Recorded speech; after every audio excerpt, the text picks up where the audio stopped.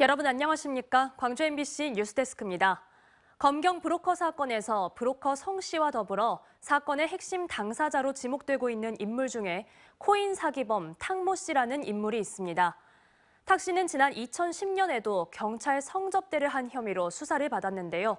경찰 단계에서 혐의 없음 처분을 받았던 것으로 나타났습니다. 그 당시 효과를 본 브로커 영향력을 이번에도 다시 한번 발휘해 보려던 거였을까요? 관련 내용 송정근 기자가 취재했습니다. 전직 고위경찰관들과 현직 검찰 수사관들이 연루된 검경 브로커 사건은 검찰이 코인 사기범 44살 탁모 씨를 수사하는 과정에서 불거졌습니다. 탁 씨가 검경 브로커 62살 송모 씨를 통해 자신이 최근 경찰로부터 받은 사건의 무마를 부탁하며 18억 5천만 원의 금품을 건넸다고 진술했는데 검찰이 성 씨를 잡아 수사해보니 이뿐만이 아니었던 겁니다. 전현직 경찰관들이 연루된 의혹이 무더기로 쏟아져 나오면서 급기야 수사 대상에 오른 것으로 알려진 전직 치안감이 스스로 목숨을 끊기도 했습니다.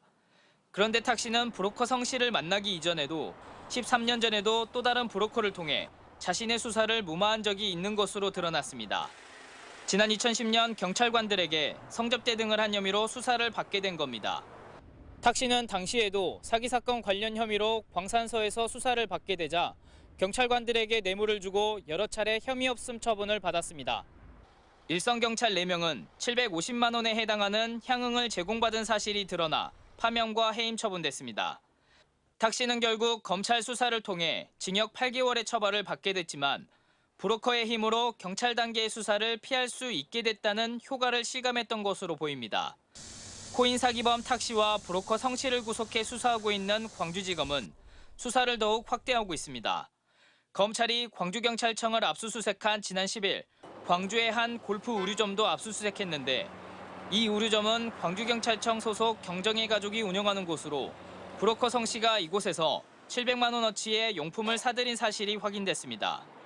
한편 사기 혐의로 구속 기소된 탁 씨는 오는 29일 광주지법에서 첫 재판을 갖습니다. MBC 뉴스 송정근입니다.